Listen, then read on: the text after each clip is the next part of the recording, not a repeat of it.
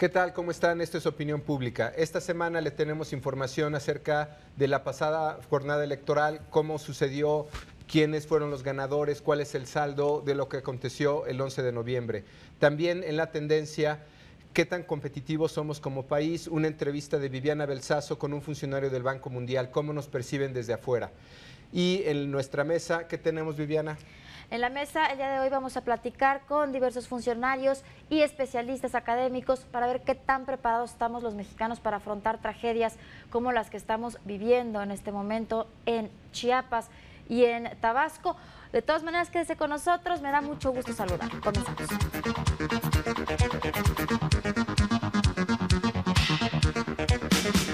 Los latinos que viven en los Estados Unidos están más ligados a aquel país o a su tierra natal. Esto se cuestiona en la encuesta nacional de latinos realizada por el Instituto de Pew Hispanic Center.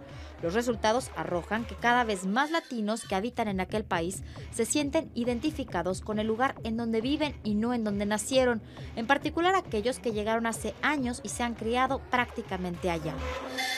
Efectivamente, la actitud de los hispanoamericanos en Estados Unidos es sustancialmente distinta. Una es la de los mexicanos, otra es la de los colombianos, dominicanos, puertorriqueños.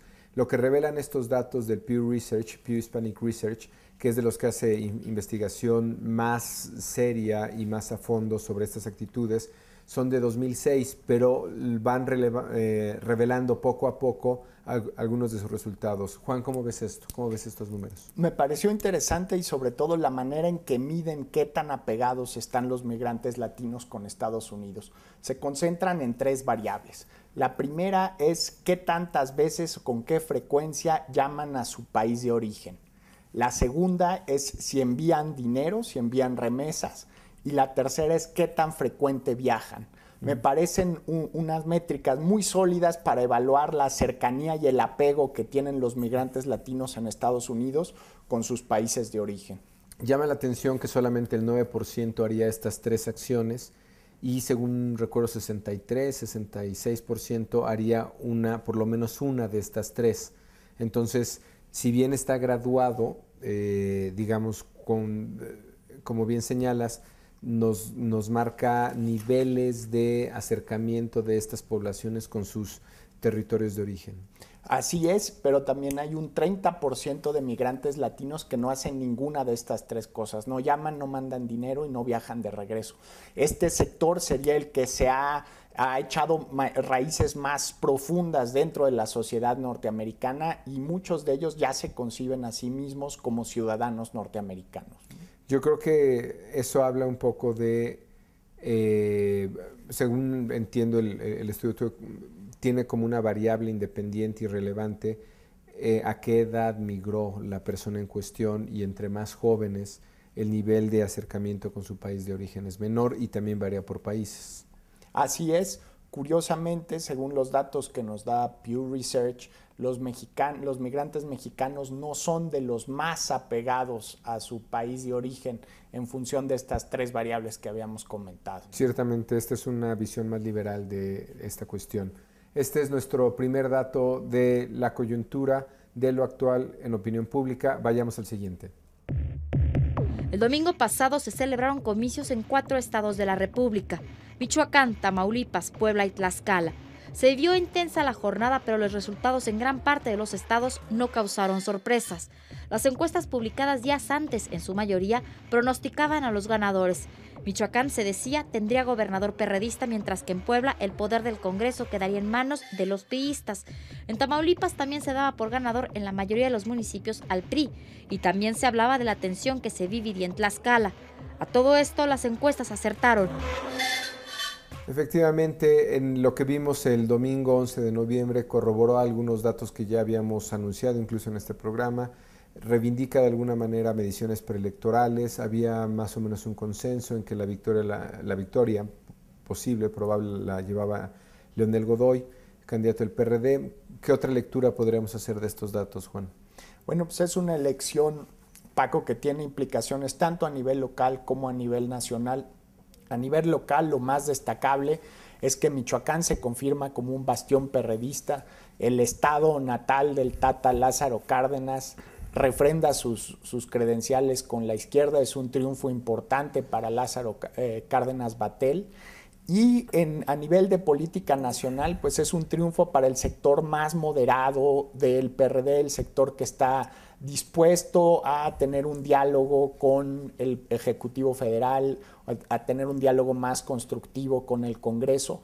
Entonces, el resultado y el triunfo de Leonel Godoy no solo tiene implicaciones para Michoacán, sino inclusive para los equilibrios y las negociaciones dentro del Congreso Federal.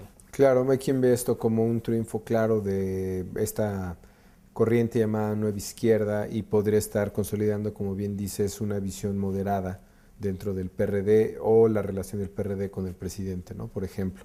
Ahora bien, en el caso de Puebla y Tamaulipas, que creo que son los dos casos más relevantes a analizar, más que el de Tlaxcala, que es un resultado más mixto, llama la atención estas elecciones de carro completo que empezamos a ver ya desde Veracruz o otros casos donde, no sé, en Veracruz 26 de 28 distritos electorales, Tamaulipas 26 de 26, no fue tal el caso de Puebla, pero no es un tema solamente de que el PRI se esté recuperando, es la magnitud de estas victorias. Así es, tanto en Tamaulipas como en Puebla da la impresión de tener un viaje en el túnel del tiempo al México de los 70s, donde los partidos de oposición quedan reducidos casi a una expresión simbólica, sin una presencia sólida en el Congreso, ¿no? Es como bien es un túnel del tiempo, la única diferencia es que la presidencia es de otro partido. Sí. ¿No? Bien, los datos de la actualidad, de la coyuntura. Vamos a la tendencia con Viviana Belsazo. Regresamos.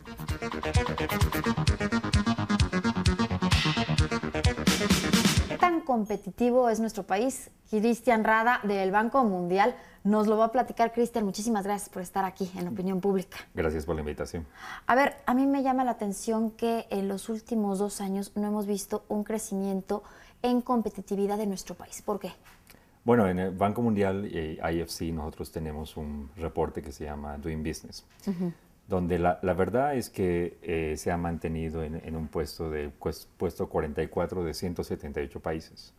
Si comparamos México con Latinoamérica, definitivamente está bien, pero si comparamos con países de la OECD, que es con quien debería compararse México, está mal, porque todavía quiere decir que es la economía número 44, pudiendo ser una de las 10 primeras economías. ¿Cuál es el desafío para México? ¿Qué tiene que hacer México para ser competitivo? El desafío es hacer reformas más integrales y reformas más rápidas que los demás, porque México no está compitiendo con Centroamérica, no está compitiendo con Colombia, está compitiendo con la India, está compitiendo con China, está compitiendo con aquellos que están vendiendo a los Estados Unidos, por ejemplo, y tiene que ser más competitivo en relación al resto del mundo y no solamente fijarse, por ejemplo, en países de América Latina. Pero, Cristian, ¿qué necesitamos para ser más competitivos? Por ejemplo, mejor infraestructura. ¿Qué es lo que se requiere? Bueno, una de las cosas que identifica, por ejemplo, el estudio de Doing Business es trabajar en clima de negocios, mejorar los trámites. En México existe una excesiva burocracia para abrir una empresa, mientras que un empresario mexicano necesita 27 días para abrir una empresa. En países de la OECD solamente se necesita 6 días. En Canadá, abrir una empresa puede ser en 2, 3 días. En Australia, 3 días. Pero en México se necesita 27 días para abrir una empresa. Pero también me explicabas que van a hacer un programa especial en el Banco Mundial para medir municipios, los municipios en México, para ver en dónde es más sencillo abrir una empresa y dónde es más complicado, ¿no? Exacto. La IFC ha desarrollado un producto que se llama Municipal Scorecard, que tiene como objetivo medir qué tan burocráticos son los municipios. Y estamos midiendo 10 países, 200 municipios, de los cuales 30 municipios son municipios mexicanos, donde no solamente va a haber la oportunidad de comparar quién es más burocrático entre los municipios mexicanos, sino entre mexicanos, brasileños, mexicanos y nicaragüenses, mexicanos y colombianos, para saber cómo está México en relación a los trámites. Lo que pasa es que los trámites en el mayor porcentaje están ya a nivel de los estados y los municipios. Los municipios tienen un desafío bastante grande en poder mejorar sus trámites, pueden mejorar sus licencias de funcionamiento, pueden mejorar los permisos de construcción, pero también, por ejemplo, es necesario mejorar el pago de los impuestos. Mientras un empresario mexicano gasta 552 horas lidiando con los impuestos para poder pagar sus impuestos, en países de la OECD solamente se gasta 183 horas. Por ejemplo, para la contratación de personal en México, ¿qué tan complicado es contratar a gente aquí en México? mano de obra. México tiene uno de los índices los peores índices en contratación. Por ejemplo, yo puedo indicarte que en contratación de trabajadores es el puesto 134 de 178 economías. ¿Y esto por qué? Porque es difícil contratar y es difícil despedir. Lo que mide justamente el reporte es qué tan fácil es contratar gente, qué tan fácil es despedir gente. Y México es el 134 de 178, mientras que hay otros países donde los países de la OECD, por ejemplo, despedir y contratar gente es fácil. Y eso no va en contra del trabajador, más bien eso mejora las condiciones de los trabajadores, porque mientras más fácil es contratar y despedir, los trabajadores pueden movilizarse de una industria a la otra. Y eso dinamiza la economía, mientras que las economías que tienen más rigidez laboral hacen que el empleado tenga que estar sometido a un solo trabajo, tratar de mantenerse en ese trabajo aún con ineficiencia. Muchísimas gracias, Cristian. Gracias. Nosotros regresamos en unos momentos más aquí en Opinión Pública. Esta noche en la mesa de Opinión Pública, un tema que nos concierne particularmente por la situación que en el país se vive por estos días, particularmente en el sureste. ¿Qué capacidad tiene el gobierno y la sociedad para enfrentar los problemas que están enfrentando estados como Tabasco y Chiapas? ¿Qué capacidad tenemos para prevenir desastres y cuál es nuestra capacidad de respuesta? Para ello, esta noche nos acompañan en la mesa de Opinión Pública Carlos Miguel Sainz Luna. Hola, buenas noches. ¿Qué tal, Carlos? Subsecretario de Protección Civil del Distrito Federal, y el doctor Sergio Puente Aguilar, profesor investigador del Colmex y del Centro de Estudios Demográficos, Urbanos y Ambientales. Buenas noches. Gracias. Muchas gracias por estar con nosotros. Como es tradición en nuestra mesa, siempre queremos o intentamos hacer un ejercicio comparando cuál es la percepción de la población y cómo se siente respecto a estos eventos. No tenemos datos tan recientes, lo que tenemos es una medición de Consulta Mitofsky de hace un par de años y la refirieron a un huracán, que no es el caso de lo que estamos viviendo por estos días, pero sí nos da una medición, una idea de lo que podría estar viendo la población. A una pregunta como, si usted le avisan que un huracán va a caer en la ciudad y las autoridades le piden abandonar su hogar para irse a un refugio, ¿usted preferiría enfrentar al huracán desde su casa o atender al aviso de la autoridad y dejar su casa mientras pase el huracán? Una clara pregunta, yo creo, de qué tanto la gente estaría dispuesta a seguir instrucciones de protección civil. Quedarse en su hogar, solo 12.7, o sea, 13%, atender al aviso de la autoridad y dejar su casa, 85%. Ahora bien, cuando hay eventualidades como ha pasado frecuentemente en el sureste mexicano con un huracán, ¿quién tiene más responsabilidad en estos casos? ¿Los ciudadanos que no hacen caso a las advertencias y recomendaciones o las autoridades por no actuar más rápido después de lo ocurrido? Los ciudadanos 33%, las autoridades 35%, ambos 24%. Creo que no hay como un responsable claro o se reparte en percepción. De las que empiezan a llamar la atención es, en México hemos sufrido algunas tragedias con temblores o inundaciones. En su opinión, en la Ciudad de México, esto es solo para la ciudad, ¿la población está preparada en caso de presentarse una tragedia natural? Sí, 29%, no 67%. Y ahora bien, usted en lo particular, ¿qué tan preparado está o está preparado? Sí, 47%, no 50%. Varias cosas llaman la atención. El país tiene una sensación de vulnerabilidad, 2 de cada 3 ciudadanos diría que el país no está preparado, pero en lo personal hay mayor percepción de preparación. En términos reales, hablando de esta ciudad más que el contexto nacional, ¿qué tan preparados estamos para las eventualidades? Bien, la Ciudad de México, su mayor vulnerabilidad es su propia complejidad. Estás hablando de sismos, estás hablando de riesgos hidrometeorológicos como los que acabamos de pasar en estos momentos, estás hablando de procesos estacionales que ahora viene el frío, pero además la Ciudad de México en su conjunto es un motor impresionante para toda la República y sus procesos productivos también generan vulnerabilidad. Definitivamente está mejor preparada que hace unos 15 años o que en el mismo 85. Sin embargo, porque hay un poco más de conciencia del riesgo, porque no obstante sigue teniendo una memoria de lo que nos ha sucedido y de lo que le ha sucedido a grandes metrópolis. Aquí podríamos hacer dos. El gran sismo del 85 nos dejó una huella mental, aunque la inhibimos por los procesos mentales que quieras. También Nueva Orleans nos dejó una gran huella, sabiendo que es primer mundo y que fue vulnerable y que nos puede suceder. Yo creo que esa mentalidad está haciendo que adquiramos conciencia del riesgo y además que trabajemos corresponsablemente. Anteriormente era hágase la voluntad de Dios y qué me va a dar, y ahora trabajamos un poco más en conjunto. Sergio, ¿y a nivel país? Bueno, quizás lo importante sería decir ante todo que no hay necesariamente desastres naturales como tal. Hay fenómenos naturales que se convierten realmente en desastres, precisamente porque hay una exposición al riesgo. Es decir, en otras palabras, el riesgo y los desastres son socialmente construidos. Esta ciudad construida en condiciones realmente de un entorno de alto riesgo, inclusive de una manera irracional, se urbanizó un ecosistema que no debería haber sido urbanizado de esa manera, y eso ha generado implícitamente un riesgo, particularmente en el caso de los sismos, que implica verdaderamente que la gente esté muy consciente. Ahora, es cierto que vamos construyendo una conciencia de la prevención en la medida en que tenemos el conocimiento transferido a aquellos que estamos expuestos.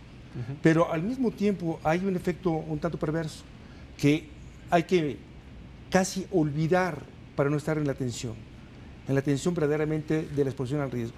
Lo importante es saber qué hacer de manera corresponsable, socializar la responsabilidad y, en efecto, asumir en prevención, más que en una reacción ante un fenómeno, lo que pudiese mitigar este tipo de efectos. Claro. En breve, perdón. Pero, por ejemplo, siempre que sucede un desastre natural, una catástrofe como la que estamos viendo ahora en Tabasco, en Chiapas, en las constantes inundaciones que hemos visto en el Distrito Federal, siempre los discursos son los mismos. Se hubiera podido hacer esto, se hubiera podido hacer lo otro, pero no aprendemos, pasa una tragedia y seguimos viendo las cosas. ¿Realmente me dices que existe una conciencia de lo que puede llegar a pasar, de lo que está pasando? No necesariamente existe una conciencia, creo que la gente va aprendiendo a través de los fenómenos y al mismo tiempo va olvidando. Lo importante es que exista verdaderamente una actitud de corresponsabilidades por parte de las autoridades, de los actores sociales, que a través de un conocimiento, entre comillas, objetivo, permita medir el nivel, la probabilidad de un evento que se puede convertir en un desastre. Y que oportunamente se lleven a cabo las medidas de mitigación que permitan reducir este riesgo. Es decir, no hay riesgo cero. Hay que tener conciencia de asumir un riesgo aceptable. Y ese riesgo aceptable implica tener los instrumentos de todo tipo, de educación, instrumentos financieros, que permitan, por ejemplo, mitigar lo que sabemos que puede ocurrir. Carlos Miguel, con la información que tú tienes, lo que acaba de suceder recientemente en Tabasco, en Chiapas, ¿había posibilidad de reducir, ya no digamos evitar el riesgo, con la información que tú tienes? Sí, definitivamente sí había la posibilidad, hasta donde los que estamos fuera del siniestro hemos podido observar a través de la propia prensa y de los propios medios, porque si bien la génesis de este desastre fue el frente frío con una gran cantidad de lluvia que rebasó niveles normales, también hay lo que dice el doctor es muy importante, hay una construcción que generará bondades y generará bienestar a la sociedad, pero que al mismo tiempo está modificando el entorno natural. La naturaleza, es por eso que se confunden los desastres naturales.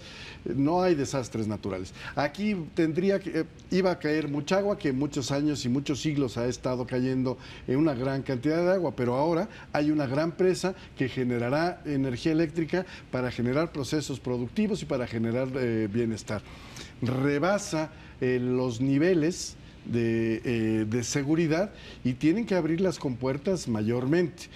Ahí lo que estaría en entredicho es que si el proceso de alertamiento temprano se dio por parte de las autoridades, en este caso que fuera Conagua y la Comisión Federal de Electricidad, a través de la propia Secretaría de Gobernación y al Estado de Chiapas y Tabasco, de que iba a suceder esto, si se dio en tiempo y forma, tendremos que analizarlo posteriormente. Yo no estoy en conocimiento, pero eso puede ser, si se dio y no se atendió, estaríamos viendo ahí cómo, si me avisan me salvo, pero si no me avisan pues me quedo, o no obstante me juego a la probabilidad de que no me va a pasar nada. ¿Por qué? Porque también en una sociedad pobre, desafortunadamente para todos nosotros, lo poco o mucho que tiene, aunque seas damnificado de la vida, prefieres mantener ese poco patrimonio porque sabes que si te sales de ahí y te conviertes en un verdadero damnificado por el siniestro, jamás lo vas a recuperar. A ver, tenemos otros datos. Aquí dice, al cumplirse 20 años de esta tragedia, ¿cree usted que la población, refiriéndose al sismo del 85, ¿cree usted que la población está mejor preparada por si vuelve a ocurrir algo así? ¿O piensa usted que estamos en las mismas condiciones de ese entonces? Y fíjate que el 47% de las personas piensan que están mejor preparadas, cuando el 48.8% dicen estar en las mismas condiciones, que es lo que decíamos también, muy con lo que comentabas, Paco, que sí, muchas veces te preguntan, ¿estás preparado? Dices, sí, claro, estoy preparado, pero del dicho al hecho. Otra pregunta es si las autoridades de la Ciudad de México están mejor preparadas o en las mismas condiciones que hace 20 años. El 45% dicen que sí, las autoridades están mejor preparadas, el 51.4% dicen que no, que están en las mismas condiciones. ¿Qué les podrías decir? Yo te podría decir que como gobierno sí está mejor preparado, está más atento, está más organizado y sobre todo no solamente en cuanto a la capacidad de reacción, sino que se han generado ordenamientos como el nuevo reglamento de construcciones que se modificó todo aquello que existía. Sin embargo, y también el desarrollo urbano en la medida de lo posible ha sido reordenado. Desafortunadamente, y es mi percepción, y yo creo que coincido con el doctor, nuevamente el factor pobreza y el desarrollo impensado, para no decir más feo, de la mancha urbana nos vuelve vulnerables. Entonces, aunque el gobierno esté mejor preparado, la gente tenga un poco más de conciencia o mayor conciencia del riesgo, por necesidades de primera necesidad, se va a sentar irregularmente y a vulnerarse. Entonces, allí es un círculo vicioso, perverso, muy grande, que la primera parte que tendríamos que resolver es la pobreza extrema, en donde todos estos procesos se asientan. Por ejemplo, ahora estamos ya nosotros preparándonos porque seguramente tendremos una gran migración de gente de Tabasco y Chiapas que ha perdido todo y ve en el Distrito Federal, con todas sus carencias, con todas sus vulnerabilidades, con todo su... Un lugar donde puede, claro, sobrevivir. Sergio, a manera de conclusión, ¿tú ves esta ciudad mejor preparada o peor preparada que en lo que tuvimos que enfrentar en el 85, que es muy probablemente un evento que en algún punto pronto tendremos que enfrentar? Bueno, la columna vertebral de la Constitución implica, ante todo, que el deber del Estado es proteger los bienes y las vidas de sus ciudadanos.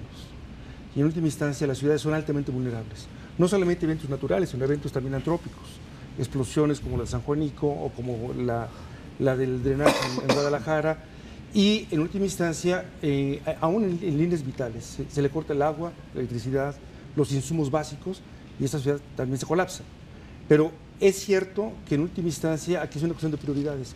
¿Qué prioridad le asignamos a la prevención?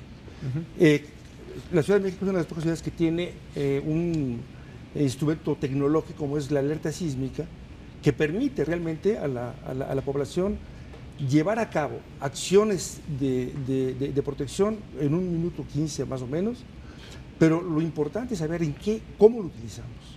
Y para utilizar este instrumento que no se ha utilizado realmente a fondo, implica hacer corresponsable a la población. Decir que yo estoy preparado es de una gran subjetividad. Claro, si no se transmite el conocimiento. ¿Qué es lo que tiene que hacer? Una encuesta como esta es decir, ¿estoy preparado en cómo está preparado? ¿Qué implica estar preparado? ¿Qué ha hecho usted realmente para mitigar su riesgo? Claro. ¿Ha invertido en el reforzamiento de su vivienda? Creo que la prioridad que se le ha dado actualmente a lo que es la prevención del riesgo es muy importante. Claro. México es de los pocos países que tiene una estructura de instrumentos financieros que permiten atender desastres, un fideicomiso de contingencia ante posibles riesgos, que es uno es el FONDEN, otro el FIPREDEN, y uno inédito, que es el FOPREDEN. Claro. Es decir, un fondo de prevención de desastres.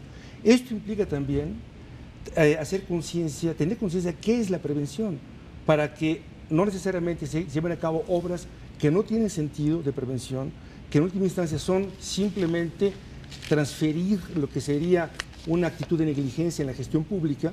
Por ejemplo, dejar que la gente se ponga en riesgo, por lo que decía Carlos, y no implementar adecuadamente los planes de desarrollo urbano.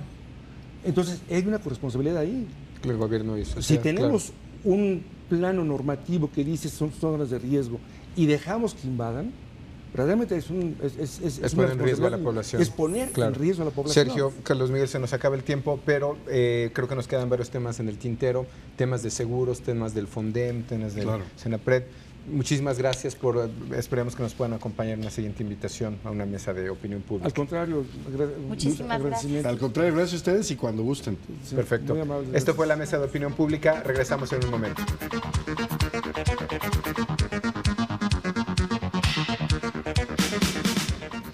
Esto fue apenas una introducción a un tema que se presiente muy complicado. Nos faltó hablar de seguros, implicaciones de lo que va a ser, lo que acaba de pasar en Tabasco y en Chiapas en términos de responsabilidades, qué le toca al gobierno, qué le toca a las aseguradoras, qué le toca al FONDEM, qué le toca, digamos, gobierno en general y FONDEM en particular.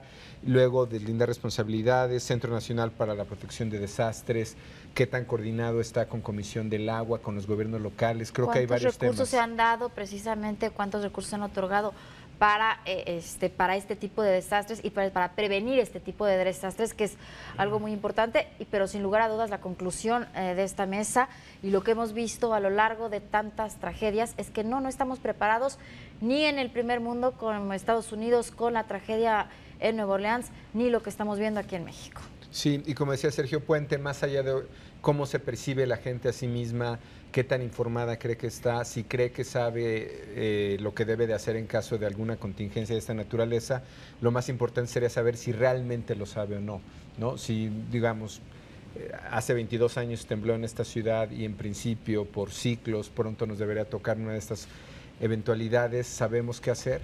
Paco, ¿estamos preparados para hacerlo? Pero eso no lo vamos a saber realmente hasta que, primero Dios, no ocurran más tragedias, pero hasta que estás dentro del problema te das cuenta si sabes reaccionar o no. Así es. Esto fue Opinión Pública en su nuevo horario. Los esperamos la siguiente semana. Que pase muy buena semana, que pase muy buena noche. Viviana. Mañana, Paco, nos vemos tú y yo. A usted lo veo el próximo domingo aquí. Muchísimas gracias por habernos acompañado. Descanse.